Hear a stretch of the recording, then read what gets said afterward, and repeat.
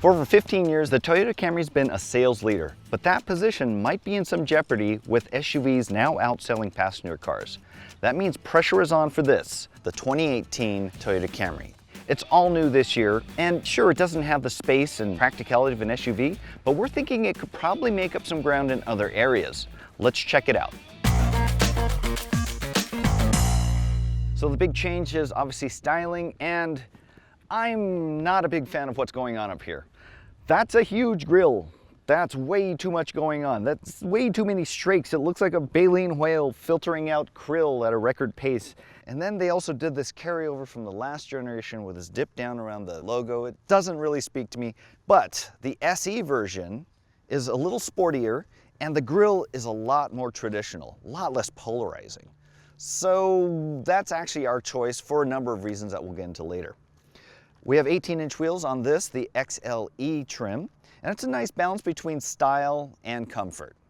One thing as we move down though is we noticed that it's a bit of a step over to get into the driver's seat. Not a deal breaker, not that big of a deal, but it was something we noticed. As I continue down the car, I'm seeing a lot more orange peel in the finish, something that we're not really accustomed to seeing, especially in newer cars, but maybe a good detail job could take care of that. The back end, however, is far less polarizing than the front. Pretty typical for a family sedan, and I have to say, I kind of like it. Prices for the 2018 Camry start right around $24,000 and go up to $36,000 for the top trim. The standard engine is this, a 2.5-liter four-cylinder, makes 203 horsepower, and it's plenty.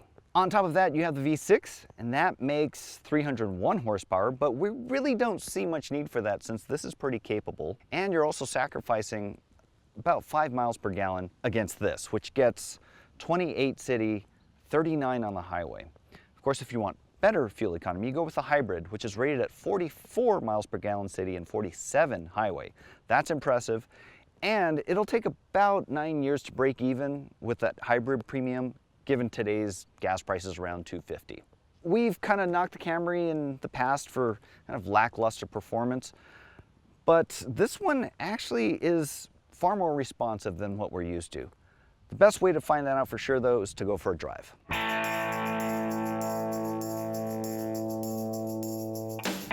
If there's one word I'd use to describe the 2018 Camry, it's competent. It kind of does everything pretty well. Doesn't pretend to be sporty, at least in this trim. The SE trim that we've been recommending, that has a slightly more athletic suspension, but not overly stiff. This, it smooths over the bumps just fine. On some of the larger undulations, it can feel a little bit floaty. Otherwise, it's pretty well balanced. Steering feels decent. Engine has plenty of power to pull up hills without laboring. The transmission is pretty smart, put you in the right gear when you need it. And there's not a lot to knock it on or really praise it for either. It just does it well. Visibility-wise, it's decent. This A-pillar can be a little thick. I'm coming up on a left turn here, and I'm looking behind it going in, but then coming out, I kind of had to poke my head through it. The rear visibility is decent. I can definitely see what's behind me. And backing into a spot, well, that's pretty typical that you have to rely pretty much on the rear view camera because the high rear deck lid. Pretty much every Toyota comes with an impressive amount of advanced safety features. Frontal collision warning and mitigation. Sometimes it's a blind spot monitor with rear cross traffic, lane keep assist.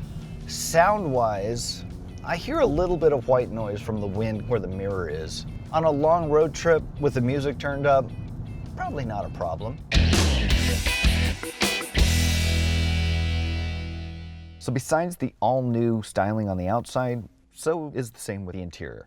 It's a huge departure, I think, for Toyota in some ways. It's got this big swoopy dash and these different materials like piano black and a simulated wood and some leather and stitching. It's all kind of curving around.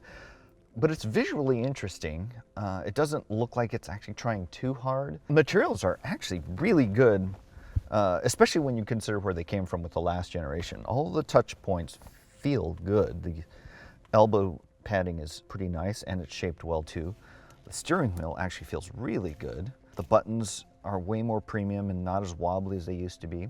And another thing I really like are these really nice quilted patterns on the seats. They're kind of a thick quilt. And that's something you really don't see in this segment, or haven't seen in a long time at least. So as good as these seats look, they're pretty comfortable too. And to Toyota's credit, they finally gave the Camry enough telescoping travel to accommodate taller passengers. There's good support all around. It's not a sports car. It's not even a sporty car. So the side bolsters are pretty moderate, but you know, on a curving mountain road, it'll hold you in just fine. So yeah, I mean, this is a vast improvement from the last Camry, for sure. One thing that I'm really annoyed with, though, is the infotainment system. In general, it works okay. You have all the necessary information you need on the home screen. The problem is, you can't get a built-in navigation system unless you upgrade to the V6, which very few buyers will do. Now, granted, nowadays with smartphones, a lot of people are using their phones and apps like Waze to get around, but that's a distraction that really shouldn't be necessary if you had a built-in system like most every other manufacturer has. Another thing that I'm knocking it for is, to even get to it, you have to hit apps, and then you get to the big app screen, and then you select Scout. And it doesn't have the kind of functionality that you'd expect from a built-in system. And it's running all of this information through your phone, through the app that you install on your phone, that you have to have paired with Bluetooth and plugged in. So, not so great on the tech front. Along with Honda, Toyota's kind of known for some smart solutions for interior storage. The door pockets are pretty decently sized, and there's spots for 2 water bottles. And not only are there just spots, but they're kind of angled to allow you to get an access to them fairly quickly and easily. Right here, we have the sliding tray that doubles as a wireless charging pad if your phone is so equipped. It's actually kind of a thick lid for that because it's a charging pad. So you have a shallow little bin here, but it's great for hiding your phone or whatever personal items you want in there. The cup holders right behind it, definitely your Starbucks will fit there with no problem. The center armrest bin is really deep and actually really accommodating, and that's a nice feature. Some of them lately have been getting shallower and shallower. This one is certainly going to hold everything you need. So like the front seats, there's plenty of room in the back seats too. It's got the same premium quilted pattern in the seats as well. I have plenty of legroom, and I'm sitting behind the driver's seat that's set for me. So that's definitely not a problem. And this year, the wheelbase is actually almost 2 inches longer. So that is opening up quite a bit between the front seat and the back of the rear seat. Headroom-wise, I am just barely brushing the roof because we have the panoramic sunroof, which, according to the editor that went on the first drive, cuts in significantly with rear seat headroom. So if you're regularly taking 6-footers and multiple 6-footers, you might want to consider skipping the panoramic. Laterally, there's actually a lot of space, especially right here. Normally you'd get kind of a wheel well hump, but that's not the case this time around. Partially due to the fact that there's a new suspension geometry setup that opens up a lot more space here as well as in the trunk. So let's go check out the trunk. The trunk in the Camry is huge. Seriously, I mean, look how big that is. It's deep, it's wide. Part of the reason that it can be so wide deeper in there is because of that new suspension geometry. It's not, the struts aren't just taking up all this real estate anymore. As big as it is, there is one complaint I have, and that's these releases. They'll unlock it, but that's such a far dive into the trunk that it makes more sense to actually walk back and pull the seat down. Another thing that I'm not so fond of is once you do have that seat back folded, there's about a 6-inch rise from that seat back to the floor of the trunk.